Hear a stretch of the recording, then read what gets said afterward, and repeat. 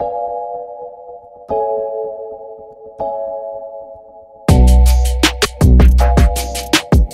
y'all. Hey, did you miss me? No, maybe so. We are back for Married at First Sight. Like, I can't even believe we are already back here on Wednesday nights already. Like, the drama from the last season unfold all on social media up until, what, probably 2 weeks ago. We finally got a break from them. So it's like, here we are, new season, new couples. Like, this went by so fast, but here we are. We gonna talk about it, get to know our couples. I'ma probably insert them somewhere over here until we can get used to the faces with the names. I'll put the couples right over here so that we know who we are talking about until we get adjusted, y'all. But we are back for season 14, episode numero uno. We are back in Boston. Now, I'm not necessarily mad at it, even though, you know, Boston, what they got, Jeffy and Shawnice, and then that other couple, I can't remember their name, but I think only 2 couples maybe out of that season. And I'm like, there's so many other cities in this US of A, so why do we have to go back to a city that we've already been to? I don't know, but that's neither here nor there. We are here back in Boston, so let's jump into the couples, y'all. I did watch the matchmaking special that came on last week. Did not do a review for it, obviously, because it's just like, just get to the people who you picking. And y'all, tonight, I usually try to start watching the episode a little bit after it started so that I can fast forward through the commercials to make it feel like the show is a little bit, you know, quicker to go through.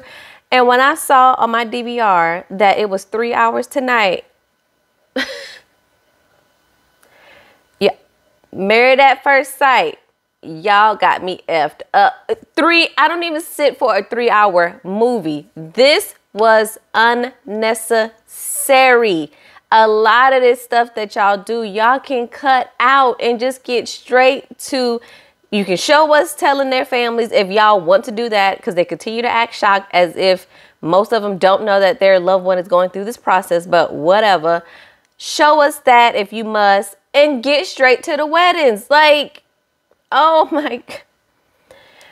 So if you wasn't patient enough to sit through the 3 hours, you're welcome. I did it for you. So let's jump into the review of the show for tonight, y'all. So the episode opens up, of course, with our singles sharing the news to their loved ones that they're getting married in 2 weeks. The first couple that is up is Lindsay and Mark, who I think is going to be a good match because they both really, really want to get married. So I think they're going to try to do whatever it takes to make this work if she isn't too much for him. So Mark is 37. He has 3 cats, and he also is pretty much the primary caregiver for his grandmother and his mother, although I believe they both stay in some type of facility. That's the only family that he has because he's an only child. This is actually his second time applying for Married at First Sight. He applied the first go around when they did it, what, 4 years ago, and he did not get selected. And apparently homeboy is still single, and he gave it another go when he got selected this time. But he basically says, you know, he's kind of like a hopeless romantic, you know, that, you know, within the first 6 to 8 months of knowing somebody, I'm like, all right, who's been moving into whose apartment? And I'm like, 6 to 8 months is not long enough, Mark, to be moving into somebody's apartment, sir. Like, pump your brakes. Tell Mark the Shock, as he calls himself, to sit down somewhere. We doing too much too fast. So he shows up at his friend's house, tell them he's getting married in 2 weeks. Hooray. One thing I do have to know is Mark look a little scary around the eyes. I don't know what it is, if it's the eyes or because he makes his eyes big so many times in conversations as he's talking that I'm just like, do you see something? Is somebody behind me? Is somebody chasing me, sir? Do I need to start running? But I'm just like, calm down the eyes, Mark. Calm down the eyes. But we also see him tell his mom via phone that he's getting married, and she seems happy for him. Then we see Lindsay. She is 34 years old. She has cats as well, and she's meeting up with her dad and brother to tell them that she is getting married. They both seem really excited for her, especially her dad. She says she is the wild card, but as I look at her, I'm like, I don't necessarily get wild card. I get like 45-year-old teacher from her. No shade, or maybe that is shade, but I don't get the 34-year-old wild card. Like, she's younger than me, and I felt like she looked a little bit older than me. But let's move on. Let's move on. She was previously engaged to be married, and she tells us that 5 days before the wedding, the guy called it off. And I was like, ouch, that is pretty foul for somebody to do that. Her parents got divorced a few years ago, she said, and she does not have a good relationship with her mom. When she's talking to her dad kind of about, getting married and her personality, he says that, she tends to react instead of respond. She is strong and she's a lot to handle. So I'm like, Mark, are you going to be ready for all that? Which a part of me feels like he can handle it, or he's just going to let her, run amok and do whatever she wants to do because he just wants to have a wife and wants to be married. So I don't know, whatever. But we'll see how that plays out. So next up is Katina and Olajuwon. Olajuwon is a 29-year-old ex-playboy, and he's been single for 2 years. He basically said he had an alter ego back in the day named Isaac, and he's not that person anymore because Isaac was in the streets and in the sheets, apparently. Okay, so we will see if Isaac really is done for good, but that's what he says. Now, Olajuwon ain't my type, but the whole time when he had no shirt on, chest tattoo situation, I was here for it. I wasn't mad at it at all. I enjoy the view while we have it. His dad has passed away, and he says his mom is his best friend, but his mom and dad were never married, so he wants to, have the marriage in the home for his children. He says he wants a traditional wife with a hot meal every day, and says not being able to cook is a deal breaker, and if she can't cook, she ain't no wife. Excuse me? Men like this get on my nerves. You want the traditional wife, but are you the traditional man? Can you build a house? Can you fix anything around here if it gets broken?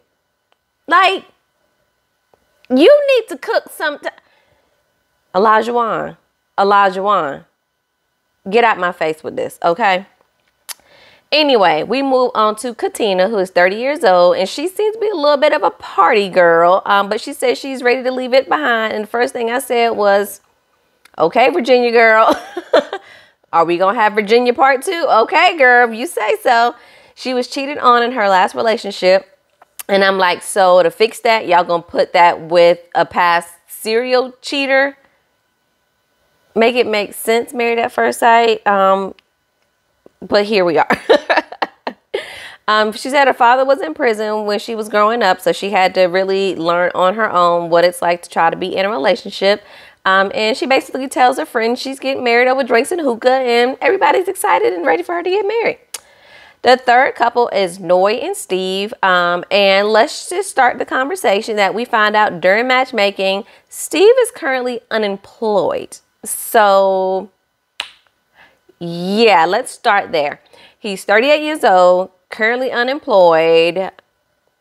Did I say he had no job? Okay, let's move on. He meets his family for dinner and shares that, he's getting married, and they have a really interesting family. And once I looked at his parents, I was like, oh, so you can see everybody almost has complete features from the parents that look completely different, and he kind of has a mixture of both. So I was just like, this is an odd pairing at this table, but they seem to be fun people. His last position, he said, was in software sales, and he was laid off basically because of the pandemic. So he used that opportunity to take a road trip down the East Coast, and with his newfound free time, he just drove and kind of lived out of his car and made it down to Florida. He says the 2 things that's missing from his life is a wife and children. I was like, no, 3 things maybe. Add a job into that, sir, because this little freelancing that you say you're doing, I don't really know what you freelancing, but I'm going to need you to have a job. I'm going to need credits coming in and not just debits going out of the checking account on your behalf, okay? All right. He says his sister asks, his family kind of asks, you know, so what are you going to do? When she kind of asks what you do. And he's kind of like, oh, I'm just kind of like finding myself and I'm working it out. And his sister was like, I feel like she would want you to have a job. And I'm like, sis, you are correct. She would want him to have a job. Point blank in the period. Okay. Noy is 33 years old and she is super cute. I really like her style. The way she dressed, everything is just so cute.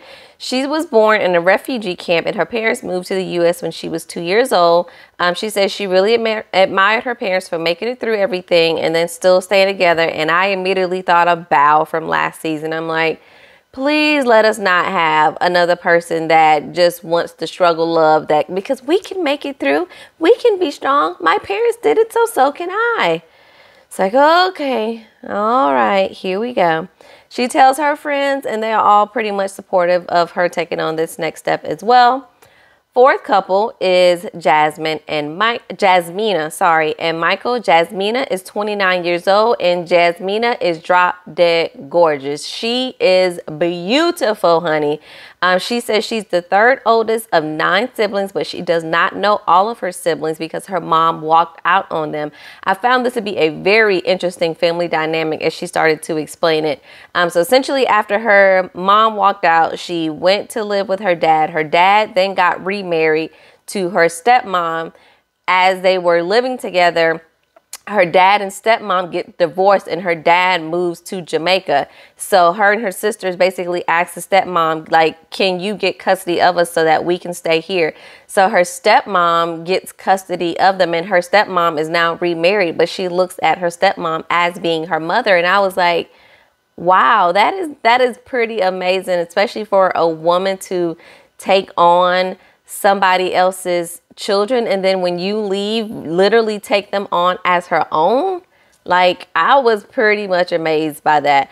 But her family is supportive for the most part. Her mom seems to be the most nervous of the bunch because she doesn't want her daughter to get hurt, which is completely understandable, especially with everything that she's been through. So Michael is 28, and once they get to Michael, I'm like, side note, did they tell everybody to have some sort of workout fitness footage for the B-roll footage that they have to roll as they're talking? Because by the time they get to him, I'm like, everybody is out here doing yoga, they running, they doing pull-ups, they got weight. Like, everybody is doing some sort of activity. So I'm like, you can't tell me all these people just regularly work out and this is how y'all caught them. But whatever. I just noticed that as, you know, they were getting to him. I'm like, this is a trend, and it definitely continued.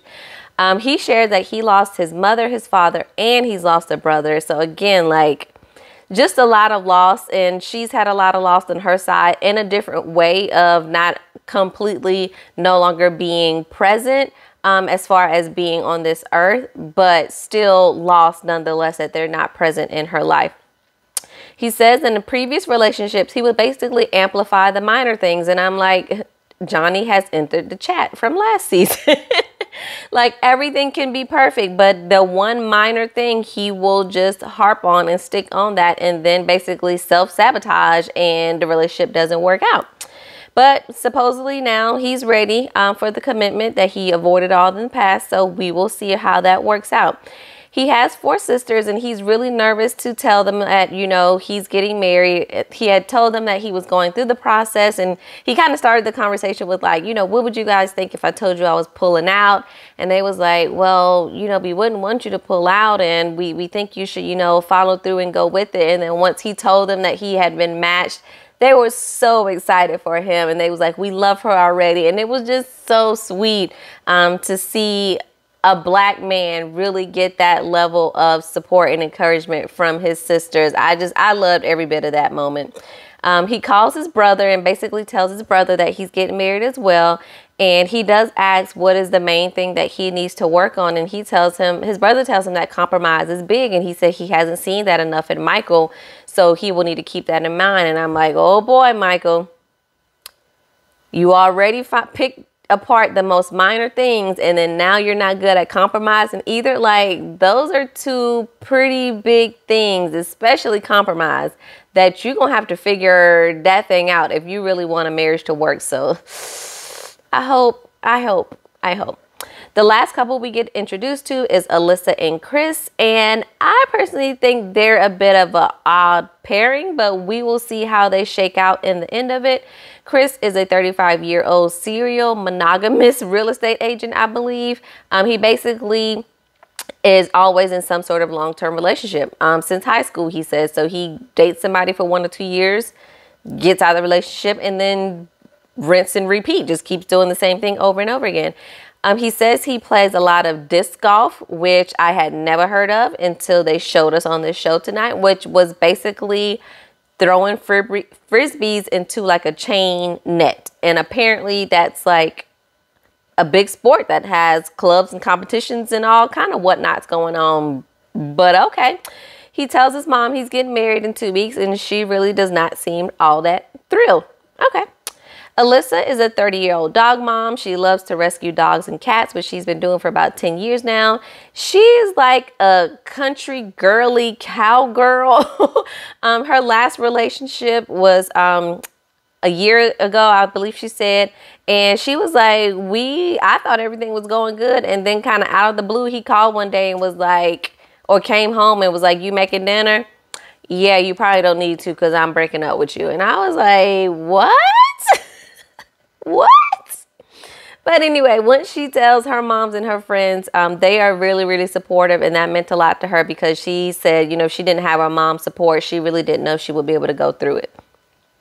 So that is all of our couples, guys. So that's the baseline of where we're starting with everybody.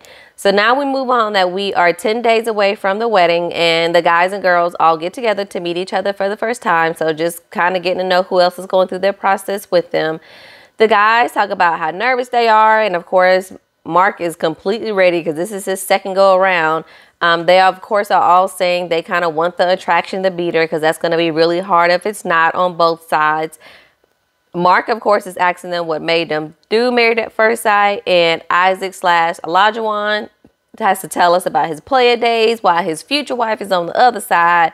Talking about, do I have side chick stamp on my forehead? So again, I hope Isaac is put to rest and Olajuwon is the only one that is showing up for his wife going forward. The girls talk about, you know, what they put down as far as what they want in a husband, you know, looks, age, things like that, because Lindsay tells us that she just has no clue who she's meeting at the aisle because she was wide open to anything. They discuss how it went telling their family and friends that they were getting married, and Lindsay starts to cry because the girls are basically talking about how they had great experiences with their moms, and we know her relationship is strained with her mother. They also talk about their previous relationships, and at this point, as they're going back and forth, I'm finding it so funny that Lindsay is pretty much leading and taking over the conversation on the girl side, and then you see Mock the Shop on the other side basically doing the same thing for the guys. So I'm like, y'all just, I guess this is just going to be either a complete disaster or a match made in heaven for the two of you.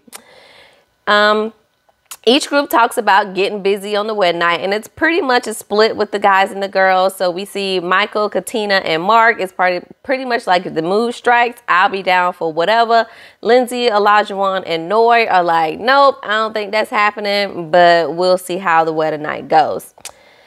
So next up, we see scenes where they start to shop for their wedding attire. And honestly, guys, I'm not going to go into detail because if you've seen one person shop for a dress and a tux, you have seen it all. We will get into the specific looks once we actually talk about their actual wedding.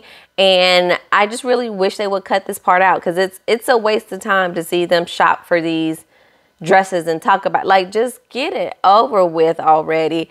But we only end up seeing two couples, which was Lindsay and Mark and Michael and Jasmina. So I assume that those are going to be the first two weddings we see, since those were the outfits that we saw get picked out this episode. So next up are the Bachelor and Bachelorette parties, and Lindsay and Mark is wide open, honey. They are ready to go, okay? We didn't see Olajuwon. He says he loves strippers, and he shows us that he loves strippers, okay? He got his face resting on the booty of the stripper while she twerks. He's taking his shirt off. He got his leg wrapped around her chest. His little drunk self was having the time of his life at this bachelor party. Do you hear me? While his future wife is at her party, talking about she don't even got sex toys. The two of y'all gonna have to balance each other out and find a middle ground somewhere. But all the girls seem to really be having a good time, except for Alyssa, who is basically just standing on the sidelines like she don't even want to be here. And I'm just like, it's always one. It's always one that's more like a party pooper that just don't really want to have nothing to do with the other girls and want to stand off. Or it's always going to be one that just gets completely sloppy drunk at the bachelorette party. One or the other we gonna have every season when it comes to these parties. So as they're also having their respective parties, they also break out into smaller groups with the singles, talking to their family and friends that are at the party, really just talking about, you know, stepping into this next chapter of kind of marrying a stranger. Next, we are 1 day away from the wedding. Yay. So Mark is really excited and ready, of course. Jasmina is meeting with one of her friends to tell her, you know, about who's coming. Michael chats with one of his sisters about his fears. And then we also see Lindsay kickboxing and talking with her brother about the embarrassment of the relationship with her mom. Because at this point, she still did not know if the mom was going to even show up for the wedding. And her brother is pretty much the closest relative that she has.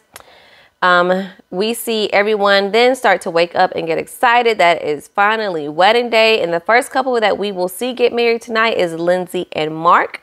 So they all get dressed. Mark is in his traditional black tux. I really wish he had picked the blue one when they showed them trying on their clothes, but he went with the black. And then she has like this ivory off-white lace frill dress going on. I'm really not the biggest fan of it. I feel like between the dress, the hair, the dress and the hair made her look a little bit older, and then she came with the purple lipstick, and I was like, this just don't really go together. But if you like it, I love it, Lindsay, I guess. Her dad does give her advice to not say anything when you're upset in the marriage.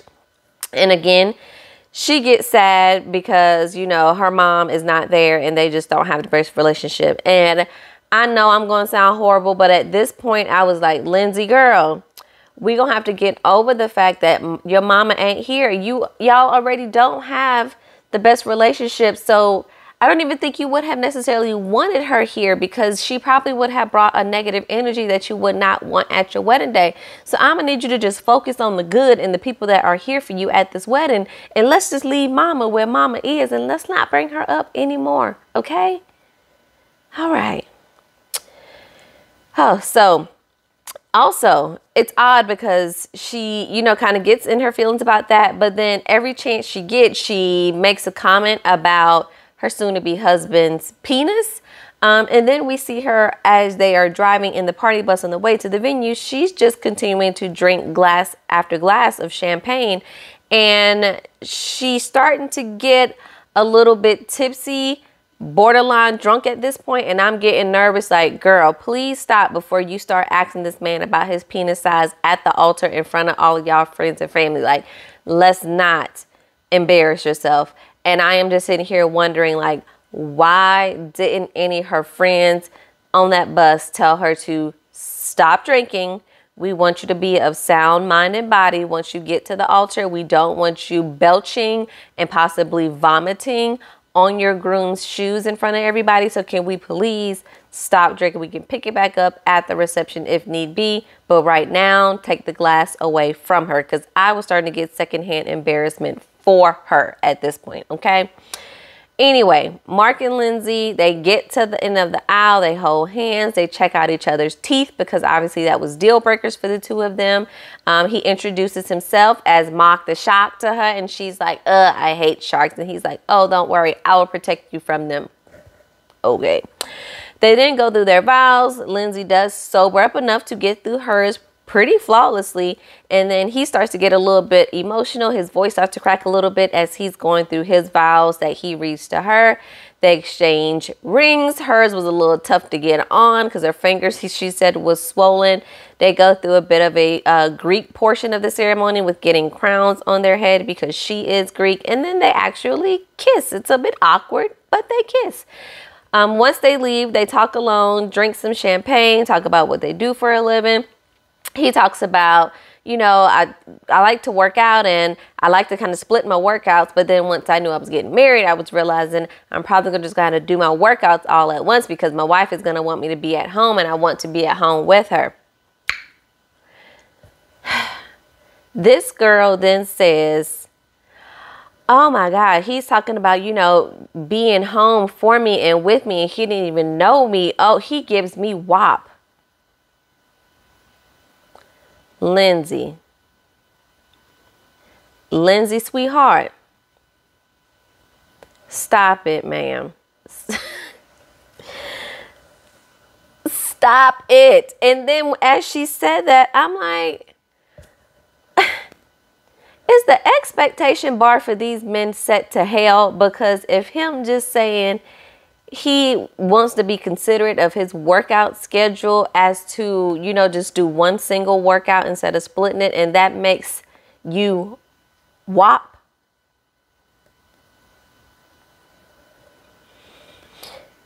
She continues to drink, and as she continues to drink with the two of them, she just goes on and on and on, and it is getting so embarrassing at this point. He's like, wow, she's a lot. She just keeps going, and I'm like, yeah, it's looking pretty bad at this point that I just want her to sober up as best as she can to get through the rest of the wedding and the reception, because you don't want to come like this off as a first impression to not only your new husband, but to also his family and friends, child. Tighten it up, Lindsay. She's just letting anything out her mouth fly at this point and has zero filter on.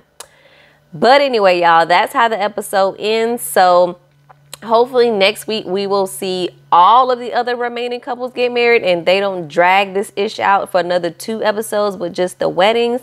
I was happy to see that for what they call now the after show, it has Keisha not Pulliam, so little Rudy from the Cosby Show. She is now hosting it. I used to didn't watch that show because I didn't really care for, well, it wasn't called the after show, it was called something else, but that's when Jamie from the very first season of Married at First Sight used to host, and it ain't really connect with me. But I might try to watch it now with Keisha not Pulliam doing it. The episode tonight, I ain't watching because after 3 hours of Married at First Sight, I am over these people and I don't want to sit through another 10, 30 hour. I don't care what it is. I don't want to sit through any more of watching these people. Okay. Maybe I'll watch it tomorrow. Maybe I'll watch it before the episode next week. I don't know, but it won't be tonight. It is now 11:33 p.m. and I'm ready to go to bed. So drop your comments below. Let me know what you guys think about the couples. What are your first impressions? How are y'all feeling? What is the vibe? We got to get back into it, y'all, because after just what, a little 4 or 5 week hiatus, we are back with Married at First Sight. So let's chat it up in the comments. Y'all know how I like to do. I like to interact and chat back with you guys. So let's get into it in the comment section. All right, I'll catch y'all in the next video. Peace.